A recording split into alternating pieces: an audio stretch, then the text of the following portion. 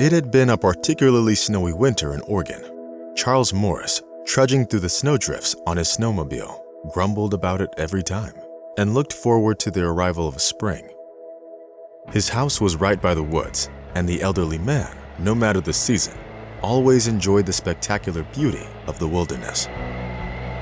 Of course, the road leading to his house was not a pleasant one, but Mr. Morris tried not to pay much attention to it. He had recently moved here and hardly considered himself an old-timer. The fact was that after 15 years of working a hazardous job, Mr. Morris's health had deteriorated rapidly. His cough, shortness of breath, and high blood pressure caused him to reconsider his attitude towards life in general. The endless medical examinations, the therapeutic and prophylactic treatments, none of these worked, and in the end, they left the old man feeling dejected. Fortunately, among a panel of doctors, there was one physician who advised Mr. Morris to change his place of residence and move to an area with cleaner air. Thus, selling his place in Louisiana, Mr. Morris bought a house in Oregon, where away from the hustle and bustle of the metropolis, he could finally breathe clean air.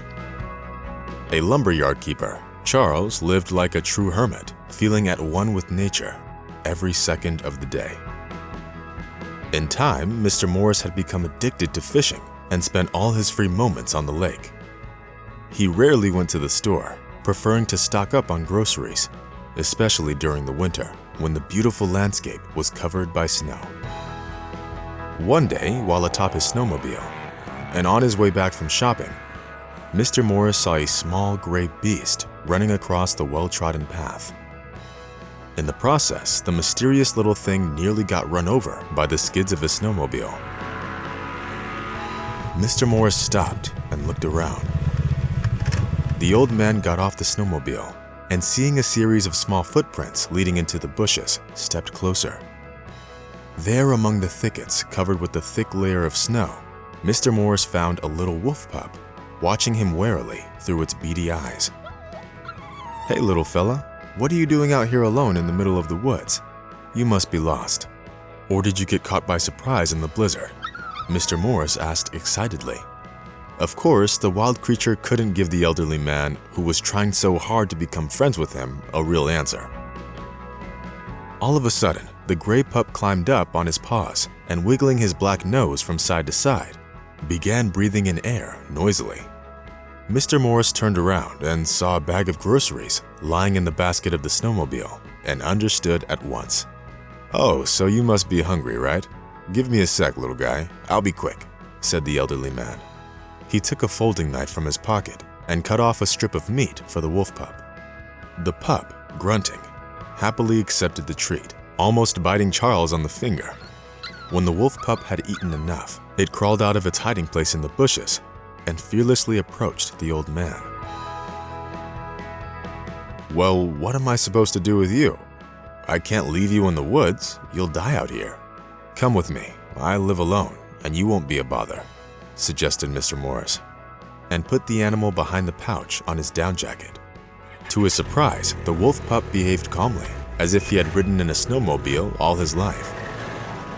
When he arrived at the house, Mr. Morris opened the door and, pulling the little forest animal out from behind the pocket, invited him inside.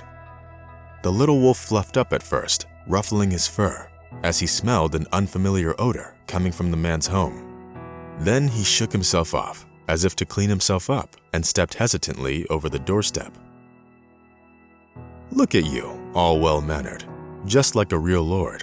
That'll be your name, won't it, Lord?" Charles said in admiration, and closed the door behind him. In the heat, the wolf pup warmed up, and after eating another portion of meat, laid down to sleep by the fireplace. He didn't look like a woodland predator. He looked like a puppy, thought Mr. Morris, wiping away a tear. Lord lived in his house for about a week, and then, when the weather improved, he begged to go outside.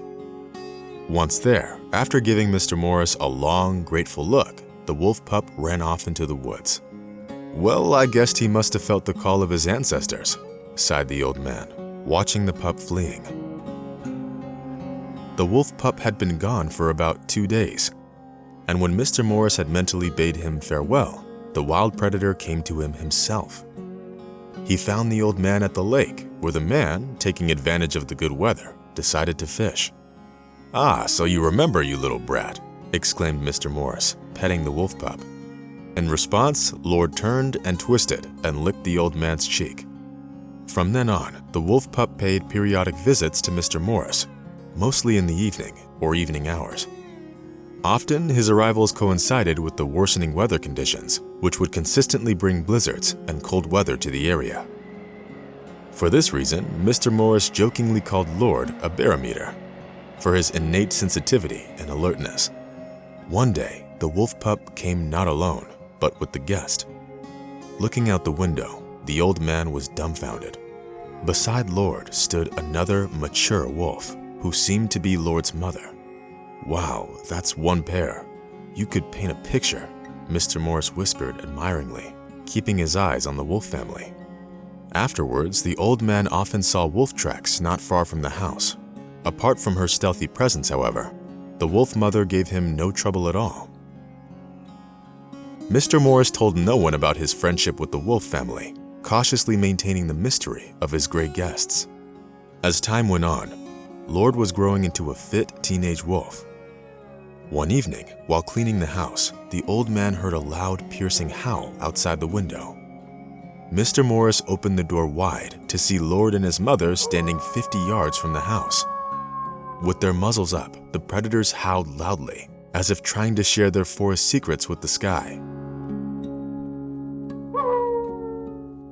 Much to the old man's surprise, Lord refused to enter the house again, and after a minute or two, disappeared with his mother into the woods.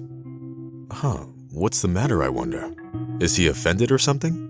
Mr. Morris thought, and closed the door, absent-mindedly forgetting to turn the key in the keyhole.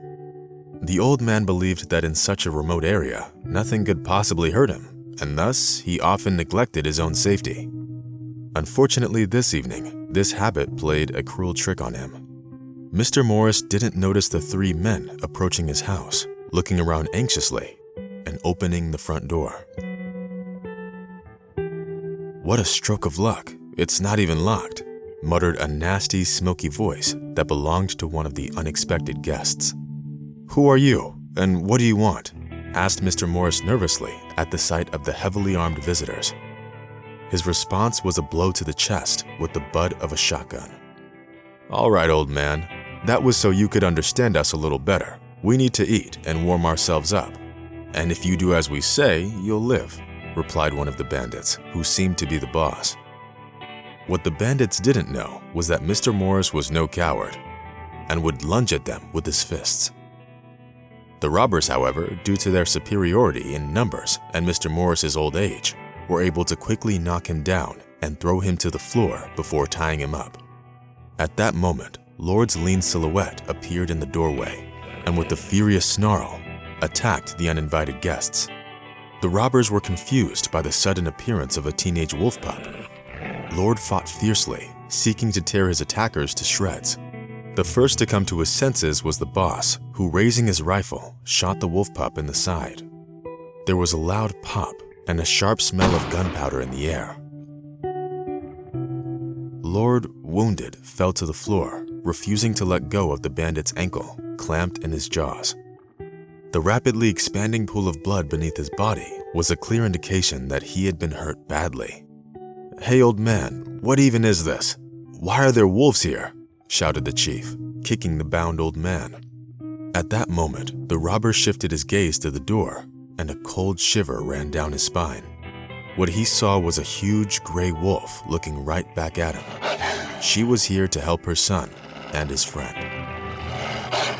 The vicious predator threw the robber to the floor with lightning speed.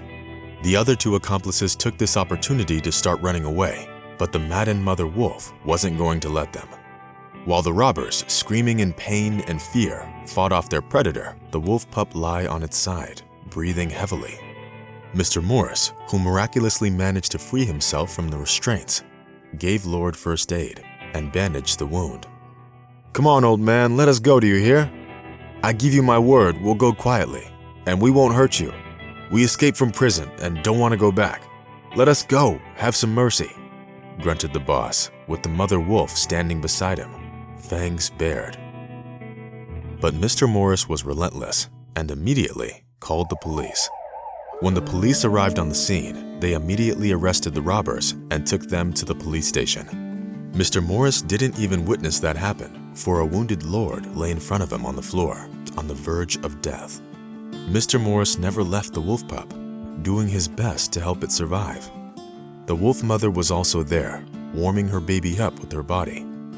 3 days later, Lord was gone.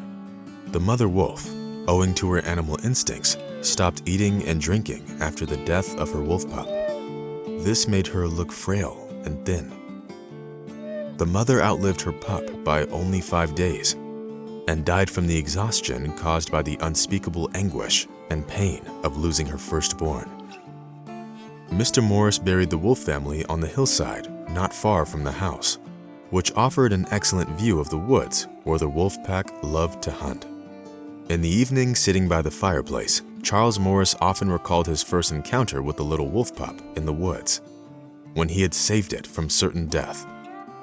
The old man would realize that their acquaintance was certainly not accidental, for the pup had repaid him with his kindness, and at the cost of his life, saving him from the robbers.